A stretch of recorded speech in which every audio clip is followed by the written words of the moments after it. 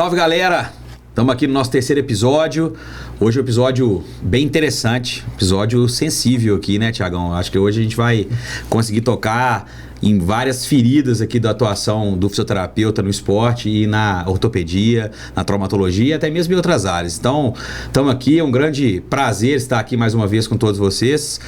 Nosso podcast está se tornando cada vez mais ouvido e a gente está muito satisfeito com os resultados. Tiagão, dá um salve para a turma aí. Fala, pessoal, tudo bem? Prazer estar aqui de novo, né? Prazer demais falar disso, né? Conseguir discutir esse assunto que, como o Rick trouxe aí, uma dor de não só do fisioterapeuta, mas do profissional que lida com o movimento. Né? Trabalhar, né? Já abrindo o que nós vamos falar aqui, força. É isso aí. É uma valência que muitos trabalham, mas será que conseguem trabalhar de fato de forma efetiva, né? A minha resposta é não já, viu, cara? Eu tô passando o carro. Eu não sei, talvez não. Aí. Pessoal, a gente tem muito orgulho de trazer um convidado hoje aqui, um convidado muito especial, um cara que eu acompanho a carreira dele, posso falar que desde o começo, um cara que vem voando cada vez mais alto. Então, Túlio, prazer ter você com a gente, cara, nesse episódio. Eu acho que para esse assunto que a gente escolheu, eu acho que seu nome foi o primeiro nome que eu pensei, que veio à minha mente. Você é um cara que está trabalhando com isso no dia a dia, está trabalhando com isso, além de ser no dia a dia, você está trabalhando com excelência, né? Porque tem muita gente trabalhando no dia a dia sem excelência, você está trabalhando com excelência. Então, eu queria que primeiro você se apresentasse, eu vou passar já a palavra para você se apresentar, e depois você vai voltar a bola para mim, para eu começar a furar a bola aqui com a tesoura. Bom, primeiramente, obrigado pelo convite, Rick. Obrigado, Thiago, pelo convite. Para mim é muito prazeroso estar aqui com vocês hoje, né? Como você falou, a gente está junto desde o começo da minha carreira, né? Eu sou formado há quase 12 anos em educação física, então, esses 12 anos ali, uns 8, 10 com atletas, né? Trabalhando com atletas. Então, você começou a me dar essa oportunidade lá em 2013, né? Na Five. Então, muito feliz por isso, por estar aqui com vocês, falando um pouquinho sobre um tema que eu gosto muito, né? Que é treinamento de força. Estudei bastante, tenho uma experiência legal com atletas de modalidades variadas, né, o que me traz experiência, vivências, né, a gente acertou bastante, errou bastante para aprender e chegar onde nós chegamos hoje em dia, né, então obrigado pelo convite, espero que a gente consiga pelo menos direcionar quem está nos escutando em relação ao que eu acredito que eu visualizo como mais eficiente para treinamento de força hoje em dia em atletas profissionais, né, hoje em dia eu trabalho com futebol, mas eu já trabalhei com várias modalidades, hoje em dia eu sou consultor de alguns atletas assim, em modalidades variadas, então espero que eu consiga ajudar vocês nessa discussão tão rica hoje. Maravilha. Para te contextualizar, Túlio, eu vou contar um ponto sensível da minha profissão, cara, da minha e do Tiagão aqui, da fisioterapia. Eu nem sei se você sabe disso, nem nos bastidores a gente conversou, cara, mas a gente tem um ponto muito sensível, sabe por quê? Porque não tem nenhum dia, eu vou te falar que não tem nenhuma sessão, quase não tem, né, nenhuma sessão com meus pacientes que eu não exerço ou que eu não promovo um exercício sequer que tenha o objetivo de ganhar força, hipertrofia, força máxima, potência, resistência de força e todas as formas de força que a gente se propõe a ganhar com o nosso paciente. Mesmo pacientes, tá? Não estou dizendo isso só atletas, não. Paciente que vem de um período pós-imobilização, paciente que vem do período pós-operatório, paciente que vem com uma dor crônica há muito tempo, né, Tiagão? E que vivencia uma hipotrofia, uma hipotonia, uma hipoativação. Então não tem nenhuma sessão quase que eu não prescrevam exercício de força. Sabe o que eu aprendi de prescrição de força na minha graduação, cara? Absolutamente nada. Nada. Tudo que eu acho que eu sei até hoje vem do meu estudo por fora da graduação, pela minha busca por conhecimento, pela minha leitura científica, pelo acompanhamento com grandes profissionais. E, cara, eu considero que a prescrição do exercício ela é a unidade básica da fisioterapia. É o que a gente mais faz, é o que a gente deveria saber e a gente não sabe. Eu estou dizendo isso aqui no podcast com vários ouvintes e realmente, cara, eu falo com meus alunos de pós-graduação que a gente percorre um território que a gente não domina durante todo o tempo. Eu me sinto andando no escuro o tempo inteiro, tá? Então, cara, por que a gente pensou em trazer um profissional que sabe tudo disso? Porque a gente precisa de ajuda nesse ponto, tá? A gente precisa de ajuda, a gente não sabe, a gente sabe apenas o começo e a gente utiliza isso aí todo dia, tá? E, cara, eu queria começar te perguntando o seguinte, eu tava dando aula de pós-graduação esse final de semana e eu tive uma dúvida de um aluno, que foi uma dúvida que me preocupou, porque quando eu falei força e falei hipertrofia na sequência, para ele isso era sinônimo. tá? Ele achava que força e hipertrofia era sinônimo. E ele me perguntou, Ricardo, mas você tá falando força e hipertrofia? Qual que é a diferença entre força e hipertrofia? Eu queria que você começasse, cara, dando uma rápida geral aí. Força e hipertrofia são sinônimos? Bom, a resposta rápida, né, e simples é que não, né? São conceitos diferentes, na verdade, que eles se confundem, se comunicam em algumas situações, mas não são sinônimos. Pra gente começar a teoria um pouquinho do que é força, né? Força, na verdade, é produto de massa versus aceleração, né? Então, quando a gente manipula uma massa, se eu faço força nessa mesa, por exemplo, a gente vai estar aplicando uma força nela, aplicando um produto de uma ação nela, né, que vai gerar força nesse objeto, vai fazer ganhar força dentro dessa equação, né? A gente foi ensinado há muito tempo a manipular só a massa nessa equação, né? Então a gente sempre trabalhou com peso, com porcentagem de RM, né? Então se eu hoje faço um supino com 30 quilos, eu estou ganhando força, amanhã eu faço com 35, estou ganhando força, e a gente vai aumentando a carga e vai ganhando força cada vez mais. A gente foi aprendendo que se eu manipular também a aceleração dessa equação, a gente também vai ganhar força, né? Então, se eu movimento essa mesa com velocidade, eu vou estar manipulando a aceleração dessa fórmula e vou também gerar força e ganhar força com isso, né? Então, força é simplesmente produto de uma equação, né, mecânica, física mesmo, que a gente faz uma ação contra uma resistência, né? Produz uma ação contra uma resistência e ganha força, né? A hipertrofia, ela é, na verdade, uma resposta fisiológica, né, de uma ação de força realizada de forma sequencial e repetitiva, né? Então, nada mais, nada menos do que uma resposta fisiológica do nosso corpo, né? Então, a gente vai ganhar volume muscular, a gente vai ter alterações morfológicas, alterações neurais dentro do nosso músculo, que vai fazer com que o nosso músculo aumente de tamanho, né? Isso pode ser, né? Tem literatura que fala que pode ser um fator precedente a ganhar força máxima, por exemplo, mas não quer dizer que o atleta que ele é hipertrofiado, né? Ele é um atleta mais forte, pode ser que ele não produza mais força em termos de newtons, em termos de magnitude de carga, e pode ser que o atleta mais forte, ele também não seja mais hipertrofiado, né? Então, uma coisa conecta na outra, obviamente, mas tem diferença de um conceito para o outro, obviamente. Sem dúvida. Legal demais isso, né? Assim como o Rick falou, também concordo muito que esse é um ponto frágil que nós temos ali. Muitas vezes eu dou aula na graduação, o momento que o aluno vê sobre força é um módulo dentro da matéria de cinesioterapia, né? E aí a gente imagina que ele vai levar aquilo ali para a vida dele inteira e vai saber aplicar força nas todas as suas vertentes dela, né? E como você falou aí, força é o produto de massa versus aceleração, então tem várias maneiras de aplicá-la, né? Sim, sim. E aí eu queria ver como que você entende, como que você utiliza ali, né? Quando a gente fala de força de resistência, essa força máxima, essa ganho de potência, até mesmo pliometria, né? O que são essas variáveis aí? Como que você aplica no seu dia a dia, na prática ali? Bom, Thiagão, só para completar o que você falou antes, cara, na graduação de educação física também é uma coisa deficitária, tá? Eu não tive uma matéria só de força, não tive disciplinas para a gente aprofundar no que é força, nos tipos de força, qualidades de força, né? Eu tive uma matéria de condicionamento físico que englobava tudo que é condicionamento físico, que é muita coisa. Claro. Né? Então, realmente é um conceito que é falho na área da saúde e treinamento de forma geral, né? E que é fundamental, né? Qualquer esporte hoje em dia necessita de treinamento de força, né?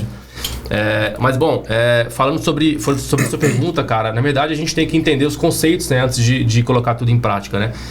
Então a gente tem tipos de forças diferentes, né, e qualidades de força diferentes, né? Eu gosto muito de trazer a curva força-velocidade como exemplo, que a gente consegue visualizar exatamente o que acontece quando a gente manipula cargas, né, durante um exercício, por exemplo. Então, a gente tem, por exemplo, força máxima, né, que é a gente fazer um exercício com muita carga, né, e aplicar força com muito peso e em baixa velocidade, porque o peso é muito grande. Então, por mais que a minha intenção de aplicar força em velocidade mais alta seja máxima, né, como a gente tem muita carga, a gente não consegue aplicar força em grandes velocidades, né? Então, a gente tem no topo da curva, por exemplo, força-velocidade, que é um gráfico, né, X e Y. A gente tem no topo da curva força máxima, né? Então, grande magnitude de carga sendo aplicada com baixa velocidade. A gente vai descendo para força-velocidade, que é a gente aplicar força com cargas elevadas ainda com velocidade. Então a gente consegue transferir muito para o LPO, por exemplo, né, que são movimentos explosivos com velocidade, mas com uma grande magnitude de carga, né, principalmente em quem faz crossfit, em quem atua no mais alto nível do levantamento de peso olímpico.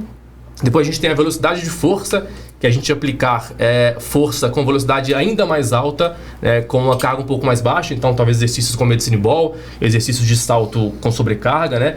Depois a gente tem a potência, né? Que é a gente aplicar força rápida, né?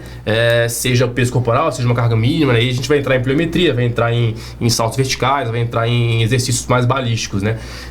E a gente pode falar também dos tipos de força, que a gente vai falar de força reativa, de força de partida, que é o primeiro momento que a gente produz uma força numa contração muscular, a própria força máxima, a força reativa do solo e a força resistente, que a gente fala de hipertrofia, né? E aí quando os termos se confundem por causa disso, eu acredito, na verdade. Então, força resistente, né, falando da hipertrofia novamente, é a gente repetir esforços, né, que vão gerar uma resposta fisiológica, e nesse caso vai ser hipertrofia, né? Então, para a gente poder entender, né, eu quero trabalhar o que com o meu atleta, eu preciso entender quem que é esse atleta, né, qual é o contexto que ele está inserido, o que ele precisa de especificidade no esporte dele, né, para poder entender se eu vou manipular mais carga ou menos carga, mais velocidade ou menos velocidade. Eu vou conseguir entender qual ponto da curva que eu quero trabalhar e que eu vou atingir com esse atleta, né. Legal demais nessa linha. E só antes do Rick falar ali, relacionando com o nosso primeiro episódio, né, que nós falamos sobre periodização. Você acabou de falar, a gente tem que entender onde o atleta tá, o que eu quero com o atleta, né? Ou com o meu paciente ali, senão vira só um exercício qualquer ali, a gente coloca o paciente para fazer um exercício com um pezinho, ou provavelmente com medicine ball, e acha que aquilo tá ganhando o que a gente quer, né? E muitas vezes cara. Não. E quando a gente fala de exercício, né, ainda é um tema que ainda é polêmico na nossa profissão, porque o que a gente tem de exercício é uma variedade infinita, né? Se a gente entrar no Instagram, a gente vê, a gente aprende exercícios novos a cada vez que a gente entra no Instagram, né? Então, assim, por que eu quero fazer aquele exercício? Qual é o propósito dele, né? Eu quero atingir o que com o meu atleta? Se eu preciso ganhar força bruta, força absoluta, eu preciso botar carga. Né? Eu preciso de uma base estável. Se eu quero ganhar potência, eu preciso trabalhar com altas velocidades e pouca carga, né? Então, tem umas coisas que são mais direcionadas, mais óbvias, né? Mas o que eu vejo hoje em dia na nossa profissão, nas nossas profissões, né? São exercícios muito variados, né? Com pouco propósito, pouco direcionamento, né? Pouca organização. E a gente não tem nenhum objetivo final nisso, né? Então é só jogar exercício e ver o que vai dar. E assim não funciona com esporte de alto nível. Trazendo para o cenário de reabilitação, pegando alguns conceitos aqui do que vocês dois falaram, a gente tem um conhecimento muito mais raso, tá? Do que tudo isso que a gente vem conversando aqui. Então, eu vou pisar um pouco no freio aqui no nosso conhecimento para que a gente consiga entender assuntos básicos. Cara, a gente tem várias formas de ganhar força muscular, tá? Vamos agora para a força muscular, né? O músculo ser forte o bastante para vencer uma resistência externa. Ok? Ou seja, eu construí uma capacidade de vencer uma resistência externa.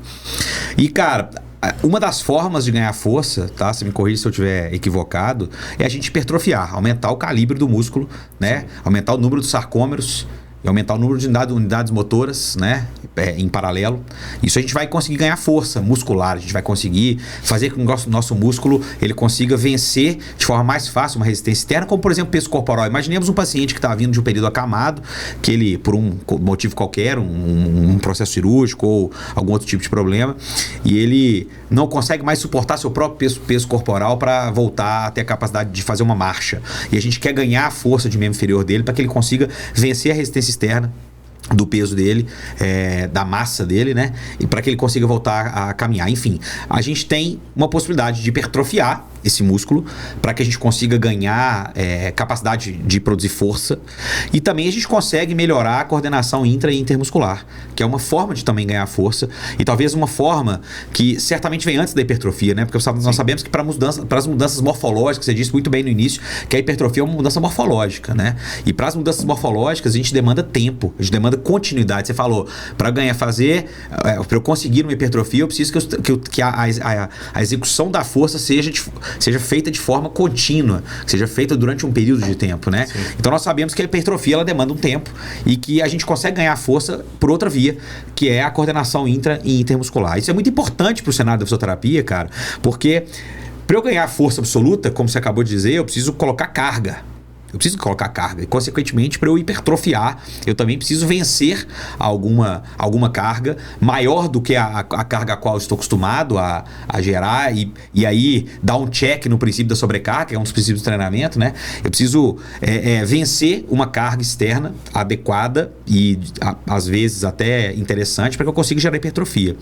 Só que, às vezes, no cenário da nossa reabilitação, o nosso paciente não consegue vencer nem a própria carga dele. Quanto mais o peso corporal, o peso peso do segmento, né? E às vezes ele não consegue. Então a gente consegue desenvolver certas tarefas com intensidades baixas que vão fazê-lo ganhar força, mas não via hipertrofia e sim via coordenação intra e intermuscular. Sim. Então o que eu te pergunto em relação a isso é o seguinte, cara, pense você, com todo esse conhecimento que você tem acerca dos tipos de força e de toda a periodização necessária, pense você, um indivíduo pós-operado, que passou por um tempo com restrição de descarga de peso, ele passou 30, 40, 60 dias sem conseguir apoiar o pé no chão, e ele precisa começar do zero, ele vive uma atrofia absurda do quadríceps, vamos pegar o quadríceps como exemplo aqui, ele vive uma atrofia absurda do quadríceps, ele precisa começar do zero. Ele precisa começar a conseguir contrair primeiro o músculo para depois conseguir vencer a resistência da gravidade contra o próprio peso do segmento, depois vencer o peso corporal, para que depois ele consiga atingir níveis maiores de capacidades maiores, para que ele consiga voltar a jogar futebol, por exemplo, como nosso exemplo, ou para que ele consiga voltar a fazer uma vida normal, se ele for um advogado, um engenheiro, qualquer outro tipo de trabalhador. Como que a gente começa, cara? Como que é um trabalho inicial? Para eu começar, o que eu tenho que fazer? Eu tenho algum ganho sem resistência externa? Eu queria que você me desse uma luz nisso aí. Tá, beleza, é uma pergunta difícil, né? Não existe um caminho assim simples e rápido para as respostas, mas na verdade, cara, eu preciso voltar assim lá nos primórdios da educação física, na periodização, né? Lá de Verkhoshansky, Bompa, quando eles falavam de periodização em blocos, né? Sim. A gente tinha blocos diferentes para cada fase do ciclo deles, né? Então começava com resistência de força, hipertrofia, força máxima, potência, pliometria e velocidade. Aí atingia um pico que eles queriam atingir com o jogador deles, com o atleta deles, na verdade, né? Mas era um modelo que para aquela época funcionava, né? Pelo tipo de esporte olímpico que tinha naquela época. Ciclo de 4 anos. Até pelo clima, né? Que é um ambiente muito frio, que não tinha muito espaço para trabalhar outdoor, era muito trabalho indoor, né? Então, se a gente fala hoje em dia desse modelo no esporte atual, é impossível a gente ter esse tempo, né? E ter esse tipo de janela pra gente trabalhar fases por fase, que demoram mais ou menos 4 semanas, até 6 semanas em algumas situações, cada fase dessa, né? Se a gente pega um paciente, por exemplo, que não tem nada a ver com o esporte, que só quer reabilitar para um dia conseguir jogar o futebol dele, fazer a corrida dele, né? A gente tem mais tempo pra gente poder trabalhar isso. Então eu consigo dividir em fases, né? E respeitar cada fase como se fosse realmente um ciclo, né? Esperar aquela fase acontecer, aquela fase super compensar para passar para a próxima fase, né? Então, talvez seja interessante a gente começar com estímulos muito rasos, né? E, obviamente, o músculo que ele está destreinado, que ele está fraco, ele está muito pouco resistente à fadiga. Então não adianta a gente fazer 10, 15, 20 repetições com carga, até mesmo se for um músculo muito fraco e pequeno, sem mesmo carga, né? Sim. Que ele vai responder muito pouco, né? Ele vai estimular muito pouco, ele vai inflamar muito rápido e a gente vai conseguir evoluir. Então, assim, falando do quadríceps, né? A gente pega um atleta, por exemplo, que tem um déficit de força no quadríceps. Eu vou primeiro fazer com ele um agachamento sem peso corporal nenhum, né? Pra ele poder primeiro ganhar padronamento, começar a ganhar coordenação intra e intermuscular, usando repetições, talvez ele numa faixa de 6 até 12 repetições, pra gente poder ter um padrão de evolução com ele também, né? Perfeito. E assim a gente vai evoluindo. Se ele não perder padrão de movimento, a gente coloca um pouco de carga, por exemplo, um goblet squat, evoluir um pouco mais, carga barra nas costas, e a gente vai conseguindo evoluir assim, assim por diante, né? E óbvio, né? Avaliando e monitorando, Sim. né? Então, assim, a gente pode começar desde força isométrica, Rick, pra gente poder começar a ativar e enervar aquela região, né? Pra ela ganhar capacidade de contração muscular mesmo, pra depois passando por contrações dinâmicas, né? E se for um indivíduo que não tá no meio esportivo, a gente tem mais tempo pra gente poder trabalhar isso, né? Então eu posso fazer fases com um pouco mais de calma, né? Com um pouco mais de... aguardando mais respostas um pouco mais crônicas, né? Mas sendo atleta, a gente tem que já talvez intervir de uma forma um pouco mais específica, né? Com uma velocidade um pouco maior, talvez com valências misturadas durante a semana, né? Então, eu vejo que talvez blocar certas valências para pacientes que não estão no esporte, acho que seja positivo, né? A gente consegue realmente respeitar cada fase de cada processo. Se tiver envolvido no esporte, futebol principalmente, que tem um calendário muito congestionado, a gente não consegue ter esses momentos muito específicos. Mas a gente pode variar estímulos durante a semana, que a gente vai conseguir também atingir alguns objetivos, né? Mas respeitando muito sobrecarga, primeiro muito no começo, entendendo que é um paciente que está realmente destreinado e que a gente tem um músculo que não vai responder tão rápido assim, porque ele vai inflamar muito rápido, vai fadigar muito rápido, né? Então, sobrecarga muito progressiva e bastante monitoramento, que é uma coisa que eu gosto muito de fazer, eu gosto muito de falar, né? Pra gente não ficar dando tiro no escuro, não saber para onde a gente está indo, né? E você falou legal, aí você trouxe da isometria, né? Pensando nesse paciente que o Rick trouxe ali, a isometria é uma uma importante forma de trabalhar força, né, nesse paciente, né? Muita gente acha que força é só com peso, com uma sobrecarga ali, mas a isometria, posicionando às vezes com peso corporal, como você disse, gera uma sobrecarga muscular ali.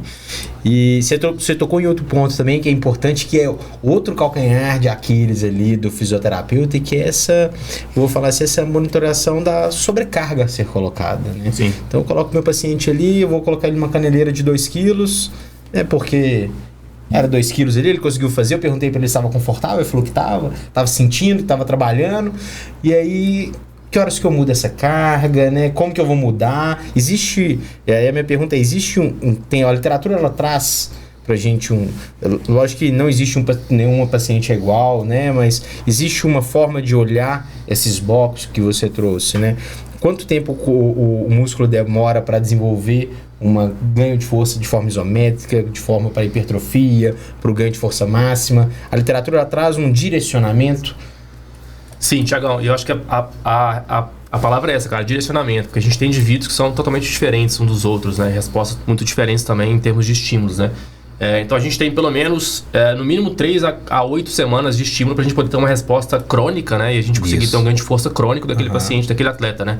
Óbvio que a gente tem algumas estratégias para poder potencializar de forma aguda o desempenho do atleta, o ganho de força, o ganho de potência, né? Mas se a gente for falar de forma crônica para alguém que está reabilitando e quer ser saudável novamente, a gente precisa de pelo menos 4 a 6, 8 semanas de um estímulo controlado, né? Sobrecarga progressiva, com semanas também de deload, que é importante a gente falar sobre isso, porque a gente às vezes só aplica carga e aí acha que vai responder e não vai, né? Então a gente tem que ter semanas para descer a carga, deixar o paciente recuperar, o atleta recuperar, super compensar o que a gente estimulou, né? Mas eu acho que mais ou menos aí, nessa faixa que ele cara, isso a gente tá falando de 8 semanas pro tecido muscular, né, cara? Mas quando a gente quer gerar uma adaptação, por exemplo, no tendão, nós sabemos que tendão é uma adaptação de 12 semanas mínimo, né, cara? Então, assim, a gente tem... Pegando algum gancho aqui do que vocês disseram mais uma vez aqui, cara... A periodização em bloco, na minha opinião, na reabilitação, ela funciona muito bem, viu, Túlio? Ela funciona muito bem, cara. A gente precisa, num tecido mais fragilizado, a gente sabe que a gente precisa dar tempo. Claro, se vai reabilitar uma lesão muscular de um atleta, por exemplo, nós sabemos que não temos tempo, né? Sim. Aí não dá pra gente fazer bloco. Na verdade, a gente faz bloco, mas o bloco, ao invés de demorar 4 semanas, ele dura 4 dias, né? Bloquinho. Bloquinho. Mas, cara, a periodização em bloco, ela nos ajuda bastante a organizar o nosso processo de reabilitação, sabe? Então, assim, os modelos ondulatórios para reabilitação, eles ficam muito caóticos pra gente. O paciente acaba não conseguindo entender muito. E eu entendo bastante dos modelos ondulatórios, sim, no esporte, mas o modelo o Tudor Bompa lá de trás, Verkhoshanks, Matviev, são os caras que ainda nos mostram algo que pode ser interessante no processo de reabilitação. Só pegando outro detalhe aqui, é o seguinte, cara, olha só, a gente tem como estigma que quem precisa trabalhar força rápida e potência é o atleta. Quando eu lido com o indivíduo não atleta, eu já vi muito fisioterapeuta falando assim, cara, contração sempre lenta, muito tempo sob tensão e tal, né? A gente vê aí nas clínicas todo mundo primando por aquela execução lenta, jogando junto a respiração e etc. Só que, cara, eu li um estudo que não é recente, tá? Se eu não me engano, o autor é o Angelozzi, algo do tipo. Um estudo de 2012, publicado na JOSP. Esse estudo sobre ligamento cruzado anterior, ele diz o seguinte, ele diz que eles avaliaram diversos indivíduos que tinham sido reconstruídos com o ligamento cruzado anterior reconstruído. Eles avaliaram o pico de torque durante num certo momento, tá? 3, 6, 9, 12 semanas. Eu li esse estudo tem bastante tempo, mas acho que eles fizeram 3, 6, 9, 12 semanas. E eles, no momento que esses indivíduos se mostravam equilibrados em relação ao pico de torque, eles avaliaram também a taxa de produção de força. E a taxa de produção de força estava, em média, 30% ainda desequilibrada. E qual que é a ideia, cara? Se você pegar, a maioria das lesões do ligamento cruzado anterior acontecem com menos de 50 milissegundos. Ou seja, eu precisaria de uma contração com menos de 50 milissegundos para me proteger da entorse e, consequentemente, proteger o meu ligamento cruzado anterior. Tá? E a gente sabe, cara, que 50 milissegundos... Eu não produzi nada de força ainda. Uma coisa é você me dar 2 segundos na fase concêntrica e 2 segundos na fase excêntrica e eu vou carregar o prédio se eu tiver 2 segundos para contrair. O problema é eu ter que contrair com 50 milissegundos, com meio segundo, né? Aí eu quase não produzo força nenhuma.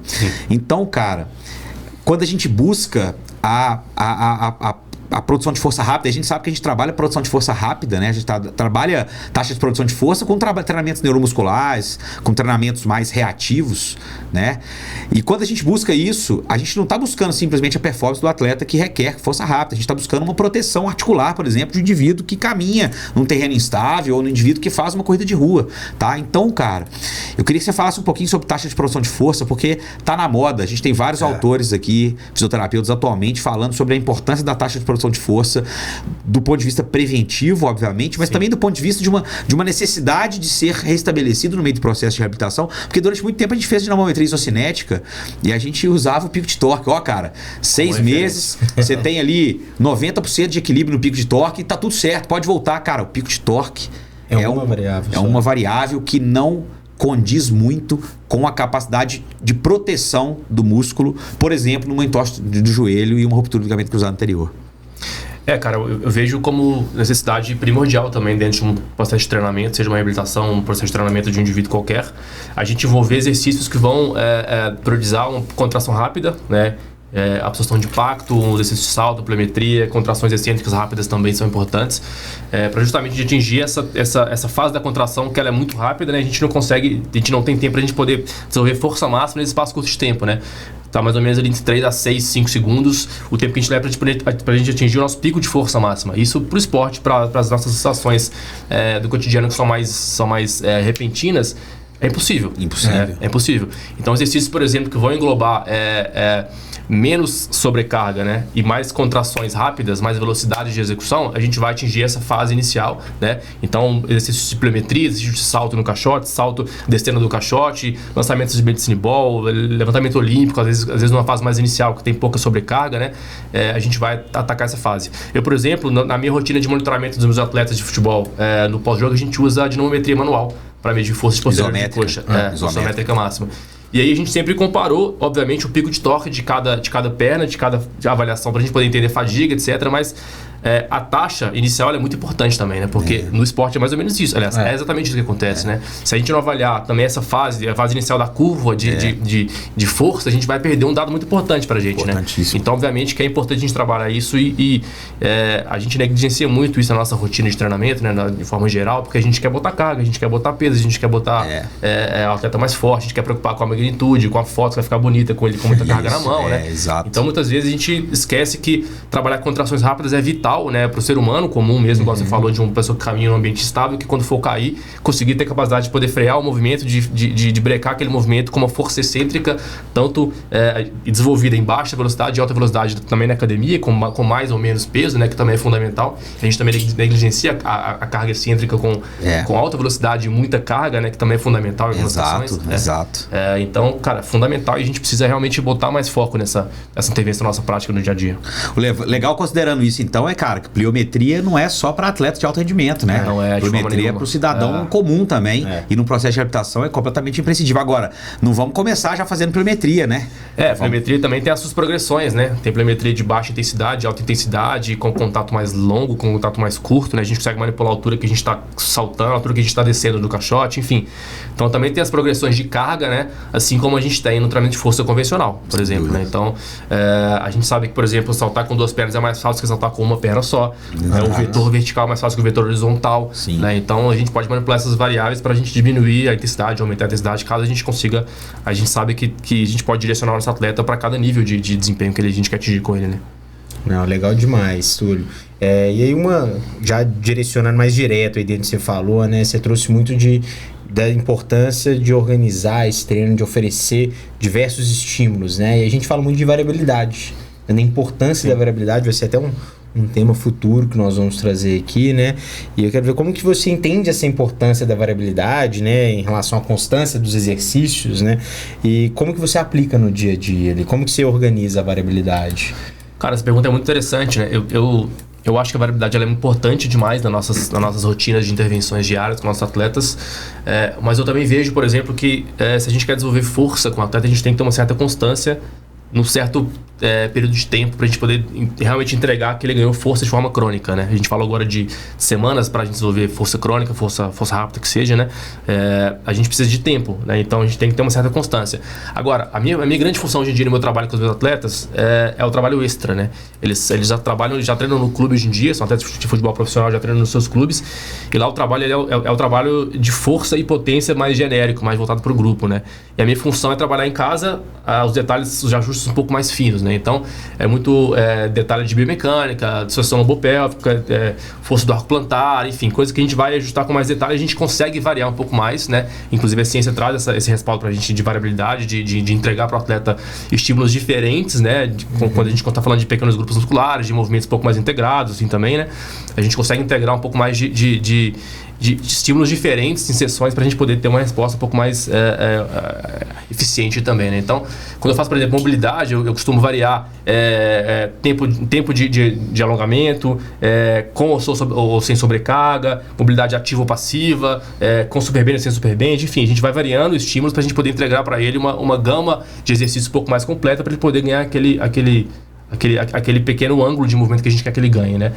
Então, falando de controle motor, também eu acho que é importante a gente variar cada vez mais, né? Eu acho que cada sessão de treino tem que ter uma pitadinha de alguma novidade para ele poder trabalhar, né? Mas a gente tem que ter, falando de força, né? Voltando na força, a gente tem que ter uma constância de estímulo. Sim. Né? Eu não posso, por exemplo, querer ganhar força no vetor vertical se eu trabalhar agachamento com carga hoje, amanhã sem carga, amanhã afunda, amanhã avança, amanhã hip thrust, amanhã... Não tem como. Isso é importantíssimo. Então, para algumas situações, vale a gente variar, né? Para algumas situações, eu acho que a gente tem que ter uma certa constância de alguns blocos e depois variar o estímulo, né? Obviamente, ficar para sempre também não funciona, né? Por isso que o Rick trouxe, que o bloco funciona muito bem na fisioterapia, é variar dentro do bloco, né? Sim. Sabendo o que eu quero ali. Não adianta, eu só tô trabalhando pliometria e de repente, no outro dia, eu coloco exercício de resistência para ele, né? Assim, sim, não exatamente. vou chegar nem lá, não vou ganhar nem lá, nem aqui, né? Exatamente. Então, acho que vale a gente variar, porém com certo controle. É isso aí. Nós vamos ter aqui um episódio só sobre variabilidade, porque a gente vai falar sobre teorias do comportamento motor, né? Mas, cara, a gente pensa em variabilidade, já adiantando aqui, dando cena nos próximos capítulos. A gente pensa em variabilidade só trocar o exercício, cara. Mas às vezes eu tô variando uma base, eu tô variando o tempo, né? Que é do exercício. 2:1 no concêntrico excêntrico, 1:2 no concêntrico excêntrico. Eu posso variar muita coisa. O posicionamento da carga, tô fazendo hoje um front squat, amanhã eu vou fazer um back squat, depois eu vou fazer um goblet squat. Claro que cada variação dessa, ela muda um pouco o recrutamento motor, né? A organização motora também. Mas, assim, a gente vai falar bastante sobre a variabilidade. E mais uma vez, dando aula algumas semanas para trás, que um aluno falou, cara, se você varia, você está ferindo o princípio da continuidade. Não.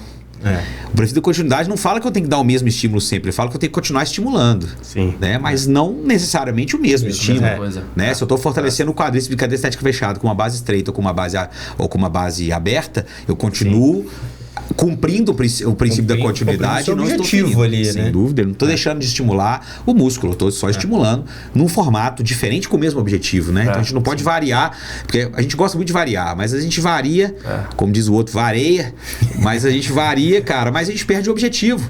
Pô, variei a base, recrutei mais o glúteo máximo do que o quadríceps, porque eu gostaria, sempre que o meu foco é o quadríceps, tô errado. Eu variei para pior, né? Eu variei e tô fingindo. Cara, pegando isso, você já usou atalho pro treinamento de força? Quando eu digo atalho, vou te dizer 2 atalhos que estão, né, não posso dizer na moda, porque esses atalhos não estão, deixaram de ser moda já viraram aqui uma prática, e quando eu digo moda, não é uma moda no tom de pejorativo, né? É uma moda que todo mundo tá usando, e se todo mundo tá usando, e todo mundo que eu respeito tá usando, é porque parece que... Mas você já usou, por exemplo, estimulação? E como que você vê a estimulação como um atalho para o treinamento de força? Você já usou treinamento com oclusão, treinamento com restrição de fluxo? E como que você vê o treinamento, a restrição do fluxo para o ganho de força? Cara, já usei. Já tive uma oportunidade apenas de usar oclusão, por exemplo. A gente tinha um atleta, na época que eu trabalhei no América, que tinha uma lesão de joelho, que já era uma lesão que incomodava ele de forma crônica, uma lesão que tinha uma quadropatia importante, já tinha algumas cirurgias de menisco envolvidas também, enfim. Então era um atleta que tinha dificuldade de treinar sem dor, né? E aí a perna que ele tinha lesionada era uma perna que tinha um tônus muscular do quadríceps muito fraco, muito ruim, né? Então baixa ativação, quando ele treinava e tinha dor, e pior a contração muscular, obviamente, quando tem dor, enfim. Então, a gente usava algumas situações com ele para a gente poder ganhar força de quadríceps, dar um pouco mais de taxa de trabalho para aquele músculo, né? Com sobrecarga articular um pouco menor, né? Então, a gente fazia, por exemplo, agachamento com oclusão, até mesmo banco extensor de forma isolada com oclusão também, para a gente poder ganhar um pouco mais de capacidade naquele músculo de forma local, né, com menos impacto articular, e ele conseguia responder bem, né? Então pra gente funcionou legal. E eu sei que tem alguns estudos também que mostram uma direção positiva disso, mas ainda é uma literatura ainda muito fria ainda, né, sobre esse tema. A gente não tem tanta robustez nesse tema ainda. Galera de estimulação, cara, eu já usei também de forma local, tá? Para atletas que precisavam de uma ativação para grupos musculares específicos associados ao exercício. Então, agachamento, avanço, a fundo, com a estimulação acontecer naquela região específica daquele músculo, né? Agora, a estimulação de corpo inteiro, eu nunca usei, e também não sei se vou usar ainda na minha prática. Eu vejo que a ciência também ainda não tem um resultado, não tem uma direção para a gente sobre isso. Já vejo alguns profissionais falando sobre isso, usando isso em práticas de treinamento, talvez até um pouco mais curtas, assim, de 20, 30 minutos, prometendo resultados super eficientes de ganho de força, ganho de resultados até mesmo de hipertrofia. Mas a minha prática com esse tipo de estimulação de corpo inteiro ela é muito pouca, e também não sei se me interessa tanto, porque eu não acho que a ciência ainda mostrou caminhos positivos. Perfeito. Mas eu acho que para atletas com lesão, Rick, a gente usar a oclusão vascular e a estimulação local, acho que faz sentido pra gente. Ou uma lesão, ou uma dor, ou enfim, algum quadro de reabilitação, de return to play, talvez acho que faça mais sentido do que o atleta que está saudável. Sim. Alguém que está saudável, talvez eu não usaria, e enfim, não acho que faça tanto sentido assim. Cara, eu até chamei isso aí de atalho, né? E é um atalho, quase sempre a gente busca o atalho quando a gente tá ferrado, né? Eu tô atrasado, eu busco o atalho. O dia que eu não tô atrasado, eu vou na via normal, porque normalmente é a via melhor. E, cara, assim, tudo que eu li sobre a estimulação hoje em dia, tá? Mostra exatamente grandes benefícios para músculos que têm problema no seu recrutamento. Sim. Né? Então, assim, eu tô vindo de um período pós-operado, tem uma inibição tremenda, inibição por dor, uma inibição neurogênica, uma inibição por edema. A gente sabe de diversos tipos de inibição que nós temos. Então, assim, um músculo inibido e que eu consigo recrutar muito pouco com as vias tradicionais, ele é um músculo que normalmente responde bem aos trabalhos com uma estimulação local, com uma despolarização local, e eu acabo recrutando e jogando esse músculo para dentro do barco, às vezes, de uma forma legal. E a oclusão, cara, na reabilitação, ela tem sido muito usada, tá? Porque o grande objetivo da oclusão, até o momento, pelo menos as pesquisas mostraram até o momento, é conseguir gerar bons níveis de ganho de força e hipertrofia com cargas muito mais baixas do que seriam necessárias se eu não estivesse fazendo uma restrição de fluxo local, né? Isso é muito bom. Você pega, por exemplo, uma condropatia fempatelar. Um paciente que vem aceitando ou resistindo muito mal ao treinamento, tanto em cadeia cinética fechada quanto em cadeia cinética aberta, com carga, se ele conseguir trabalhar sem dor e com a oclusão e a gente não deixar com que essa inibição antálgica ela aconteça, a gente pode ter um benefício muito grande, né, Tiagão? A médio prazo aí, né? São dois recursos bem valiosos na fisioterapia, mas que, como você bem colocou, ainda precisa de estudos com uma maior robustez. Sim. Né, pra gente conseguir aplicar mais no dia a dia e maior divulgação ali também, né? Justamente no período que eu usei, já era o período de return to play do atleta, né? Então ele tinha vindo de fisioterapia. Já tinha passado dessa fase ali. Processo, a gente estava na fase de realmente ganho de força daquela região local, daquele músculo local, para realmente ele voltar para o campo sem dor e conseguir praticar o esporte que ele queria praticar, né? Então, mais ou menos na linha que vocês estão falando, né? É um músculo deficitário, com falta de força, precisa de carga, a gente consegue aplicar carga de forma normal, porque ele vai sentir dor, ele não está adaptado ainda, né? E foi legal que depois dessa fase a gente conseguiu trabalhar impacto com ele, né? Readaptação impacto. A gente conseguiu fazer plemetria, né? A gente coisa que vocês não trabalhariam se não tivesse pegado esse atalho, né? Exatamente. Então, eu acho muito legal e concordo muito com vocês. Cara, pegando aí sua frase, Tiagão, vou tomar liberdade aqui só porque veio um gancho. A gente falou de músculo local, de problemas locais, cara. E assim, também tá na moda a gente jogar por terra os trabalhos isolados e a gente exaltar e utilizar apenas os trabalhos integrados, né? Parece que é bonito até falar, né, cara? Trabalho o corpo todo, trabalho o atleta por completo e trabalho... O integrado é mais sexy do que o isolado, né? O isolado... gosta de falar, não trabalho cadeia flexora mais, né? Não trabalho mais isso. Né? A própria palavra, né, cara? Isolado é algo mais negativo, integrado é integrativo, né? Então, assim, cara... Você vê uso pro isolado ainda? Eu sei que você trabalha muito com integrado, tá? Sim. E assim, A gente só gosta de postar o integrado também. Você não vai postar o banco extensorzinho que você faz todo dia ali com o seu atleta. Você vai postar o agachamento, o lunge, sei lá, o salto, a pliometria, né? Você vê o uso pro isolado, cara? Você usa o isolado? Você já usou isolado assim? Pegar essa última temporada sua com os grandes atletas que você vem trabalhando aí. Você usou isolado em algum momento? Usei bastante, cara. Talvez em todas as sessões eu usei. Eu também, cara. Em todas eu usei. Cara, como eu falei, o meu trabalho principal com eles hoje em dia não é desenvolver força e potência com eles. Então me dá mais brecha pra gente poder isolar grupos que estão necessitando de uma inervação, de motivação um pouco maior, né? Tem a frase do Michael Boyle, Innervation for Activation, né? Então a gente precisa isolar aquele grupo para inervar, para ele poder ganhar ativação, ganhar coordenação intra-intermuscular, para ele poder ganhar força. Exato.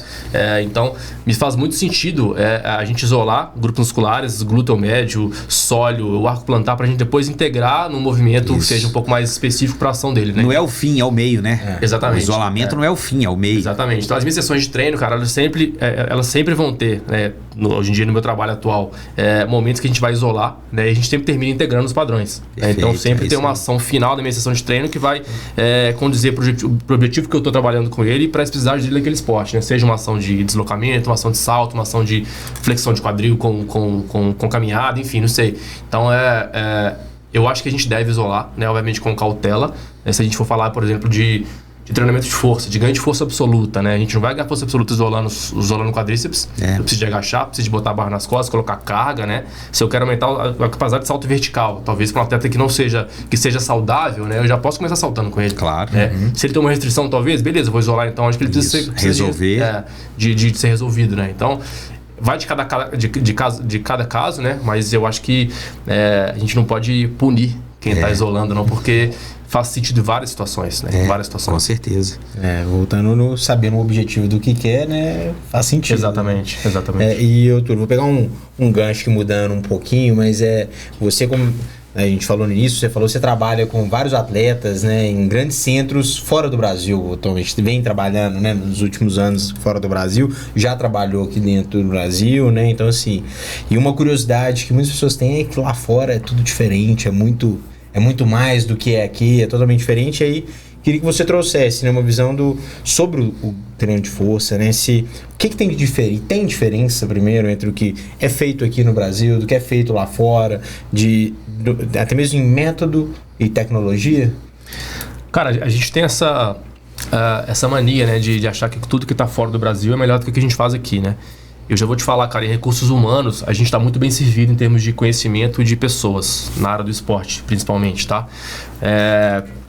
Óbvio, né? Na Europa a gente tem talvez acesso a mais tecnologia pelo poder aquisitivo que o próprio continente tem, né? Comparado ao Brasil, né? Então a gente vai ter centros com mais tecnologia, vai ter clubes com mais infraestrutura do que o do Brasil, obviamente, mas eu não sei se talvez o recurso humano seja tão melhor do que o nosso, né? Na fisioterapia, por exemplo, cara, as minhas experiências com os clubes que eu trabalhei em parceria, óbvio que tem profissionais que são muito capacitados, mas eu acho que a fisioterapia brasileira ela é muito mais dinâmica, né? Muito mais proativa, muito mais exercícios do que a fisioterapia talvez europeia, que seja mais passiva, mais tecnologia, mais tratamento, né? E que é super importante em fases da reabilitação, obviamente, né?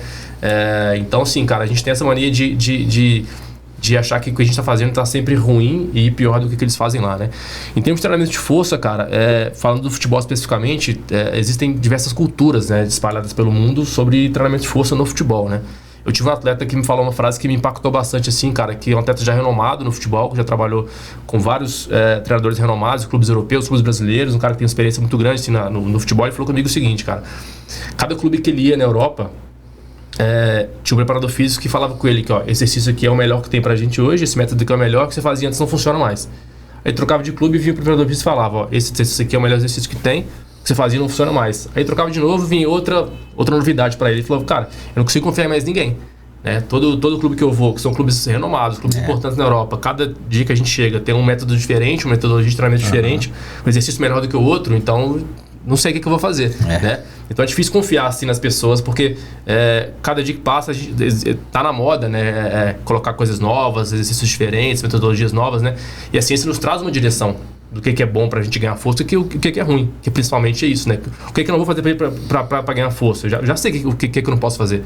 Tá muito claro pra ciência o que não deve traz ser força, né? Então, pra gente é muito claro isso. Mas, obviamente, cara, os clubes que eu trabalhei ali, por exemplo, no Manchester United, no Manchester City e no Sevilla, clubes que eu me relacionei muito agora nas minhas jornadas, são clubes que têm uma filosofia super ativa em termos de treinamento de força. Então, os caras levantam carga, os caras fazem exercício pré-treino, pós-treino, complementos, isoinercial, pliometria, sabe? Então, os caras realmente eles estão antenados na ciência, no que a ciência está trazendo de positividade, de coisas boas que realmente funcionam, né, para poder aplicar para os atletas, né? Então, cara, mais uma vez, né, tecnologia eles têm, infraestrutura eles têm, mas a gente também tem conhecimento pra caramba aqui no Brasil, né? Pra caramba mesmo. Então a gente consegue também fazer muito bons trabalhos aqui em relação à força. Então eu não sei se comparar a Europa com o Brasil, talvez seja a Europa é melhor, o Brasil é pior. Acho que isso não faz sentido mais pra nossa profissão. Tem uma passagem engraçada, cara, pra gente fechar aqui esse papo e talvez até fechar o nosso episódio. Durante um tempo eu trabalhava num clube aqui de Belo Horizonte, e aí um diretor veio me questionar, falou: pô, Ricardo, me explica uma coisa, cara. Todo atleta jovem brasileiro que sai, dá 2, 3 anos, o cara ele já se aparenta com muito mais massa, magra, muito mais forte, muito mais rápido. Eu falei: claro, cara, os caras estão saindo com 18 anos e com 21, 22 eles estão mais maturados realmente. Se eles estivessem aqui no Brasil, ou se eles estivessem no continente africano ou asiático, ou qualquer continente que eles fossem, é a fase maturacional que está favorecendo. Super esperado, né? Então, assim, a gente não pode se basear, cara, né, às vezes nas lendas urbanas e na opinião do leigo. Nós somos especialistas e a gente tem que entender o que é feito. E, cara, eu também estive no futebol europeu durante um tempo, você tá vindo agora de lá. O Thiago, como fisioterapeuta da Seleção Brasileira de Judô, ele roda grandes centros de treinamento, não do futebol, mas centros de treinamento de outras modalidades olímpicos aí ao redor do mundo, cara. Não tem nada que é feito de forma muito extraordinária, não tem nenhum grande segredo, tá? Não tem nenhum. O que eu vejo, cara, eu fui no congresso em Barcelona, no congresso que você teve agora, eu fui em 2017 em Barcelona, e eu tava voltando no voo com alguns fisioterapeutas brasileiros que tinham ido pro congresso, e a gente tava fazendo aquela resenha pós-congresso, e aí o que teve de novidade, o que teve de mais legal, e um fisioterapeuta virou e falou: cara, eu não vi muita coisa nova não, eu acho que isso só certificou que a gente vem trabalhando aí da forma como deveria. Eu falei: cara, já eu vi muita coisa diferente. O que eu mais vi de diferente nesse congresso foi a quantidade de organização que eles têm e a gente não tem por aqui. Então nós conhecemos, a gente sabe, só que muitas das vezes, cara, a gente não tem a organização por equipe, organizacional. A gente não tem a organização institucional que os caras têm por lá, tá? Essa foi a minha visão do período que eu estive por lá na Europa, também dos congressos que eu vou fora do Brasil. Os caras, eles têm algo mais escrito, metodológico, processual. Isso ajuda muito. A gente volta ao nosso primeiro episódio, Thiagão, que é a importância da periodização, a importância do planejamento, a importância do que você falou hoje, que é monitorização, o monitoramento, né? Então, assim, se a gente faz coisas legais, mas a gente não faz com frequência, né? A gente não vai conseguir atingir os objetivos. Então, assim, eu acho que, pelo menos na minha experiência, cara, a organização não é nada de extraordinário, são os mesmos exercícios que a gente usa, é a mesma ferramenta, às vezes. O músculo é o mesmo. O músculo é o mesmo. As diretrizes... Carga aqui, carga lá, né? O peso é 2 quilos em qualquer lugar. As diretrizes metodológicas, científicas que a gente usa são as mesmas que eles usam, mas a organização, às vezes, ela pende pro lado do resultado. O resultado pende pro lado da organização e, às vezes, a gente não é tão organizado. Cara, os profissionais que eu converso, que eu conheço, que são os mais bem-sucedidos na nossa profissão, cara, são os que organizam a sua rotina, né? Então fazem coisas mais simples, né? De forma bem organizada. O básico sempre funciona de forma organizada e com consistência, né, cara? Então, exato. A nossa profissão costuma fazer coisas muito mirabolantes, né? As nossas profissões, né? De forma global, mirabolantes demais, e sem organização, né? E com variações demais, sem essa consistência que a gente está falando, né? Então, quanto mais eu vejo de profissionais que estão se dando bem no esporte, na área acadêmica, na área da ciência, pessoas que fazem o que tem que ser feito de forma muito simples, né? E de forma muito organizada. Então, é o caminho que eu sigo, é por isso que eu consegui chegar onde eu cheguei, com consciência muito no meu background em termos de literatura, e consegui aplicar, né? Eu não sou um produtor de ciência, sou um leitor de ciência e consigo aplicar na realidade que eu trabalho hoje em dia de forma muito particular, muito individualizada para cada atleta, que eu acho que é o caminho que tem que ser, né? E de forma consistente, né? Organizar os métodos que a gente trabalha de forma consistente. É isso aí, isso é organização. Acho que a gente fecha muito bem esse nosso... Se a gente está falando isso aí em termos de projeção de carreira e organização geral, para o treinamento de força, que foi o nosso assunto aqui de hoje, cara, mais uma vez, tudo precisa ser organizadinho para que a gente consiga atingir o objetivo, né? Fiz um excelente treino hoje, mas o de antes de ontem não foi legal, o de ontem também não, o de amanhã também não vai ser legal, certamente meu resultado não vai ser legal, né? Consistência, é processo, é metodologia e é isso que a gente precisa. Tiagão, considerações finais aí de hoje, cara. Cara, muito, muito bom esse episódio, né? E saindo com também essa mensagem da organização e que o simples funciona, né? A gente sabe, não tem receita de bolo, né? Mas as informações estão aí, basta a gente saber utilizá-las, né? Consumi-las e utilizá-las da melhor forma possível, que a gente consegue transformar o nosso paciente, o nosso atleta ali dentro do que a gente quer, né? Então, bom demais. Acho que foi uma aula e uma grande experiência aqui hoje no episódio. Valeu demais, Túlio. Túlio, e aí, cara? Cara, eu acho que, primeiramente agradecer vocês dois pelo convite, né? Eu adoro participar dessas conversas, ainda mais dessa forma que a gente está fazendo. Que a gente vai discutindo, vai entendendo um ao outro, vai colocando opiniões, a gente converge e concorda e as coisas vão funcionando assim, né? E eu acho que a gente falta na nossa profissão, na fisioterapia e na educação física, essa união, né? Da gente entender que uma área complementa a outra, né? Quem dera eu tivesse todo dia um fisioterapeuta do meu lado me ajudando nas intervenções, nas terapias manuais, na análise do movimento, no controle de carga também, né? Que é fundamental. Sim. Então, se eu puder dar uma dica para as pessoas que estão escutando a gente, a união das duas áreas ela é fundamental para a gente poder ter atletas mais saudáveis, né? O nosso trabalho funcionar cada vez mais para esses atletas, né? Então, hoje em dia eu trabalho com uma equipe multidisciplinar que me ajuda, né? Então, eu tenho médico do esporte, tenho psicólogo, tenho nutricionista, tenho fisioterapeutas, tenho pessoas que analisam o desempenho dos atletas em campo, né? Então, a gente só faz o que a gente faz se a gente estiver numa equipe de forma organizada, né? Um time que ajuda a gente, né? E, obviamente, com a ciência nos dando todo o background que a gente precisa para orientar o nosso atleta ali, né?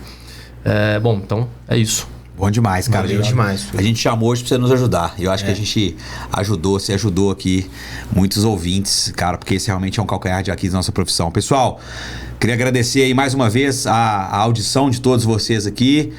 A gente volta muitíssimo em breve com novos episódios. Túlio, brigadíssimo pela participação, Valeu, cara. Eu que agradeço. Espero te contar com a sua presença aqui em outros. A gente vai fazer mesas redondas um pouco maiores daqui a pouco aqui e vamos trazer pessoas até com opiniões que nós sabemos que são divergentes para que a gente consiga gerar debates que é importantíssimo. Que façam sentido e que façam esses 50, 60 minutos valer a pena, tá? Tiagão, obrigado, cara. Valeu demais, Rick. Valeu, Túlio. Bom demais. Dá sua rede social aí, sua aí, né? Do seu projeto novo aí também, sua empresa nova aí, pra quem quiser, né? Boa. Minha rede social é Túlio Horta, meu nome e sobrenome, onde eu de vez em quando compartilho algumas coisinhas do meu dia a dia. Não sou também o mais ativo na rede social, acho que já passei dessa fase um pouquinho, mas estou ali presente ainda, mostrando um pouco do meu trabalho. Minha empresa recente agora é Volt Sport Science, que é uma empresa que oferece soluções para atletas de futebol de forma individualizada, né? Soluções que vão desde de treinamento físico, de fisioterapia, de nutrição, né? Então realmente um serviço que vai gerir saúde e desempenho dos atletas de forma realmente muito individualizada, né? Então também convido a todos a seguirem minha página da minha empresa Volt Sport Science no Instagram. E é isso, mais uma vez, muito obrigado. Sigam lá, @TheUnitEducation também. Isso aí. Valeu, pessoal. Até a próxima. See you later, alligator. Valeu, abraço. Valeu.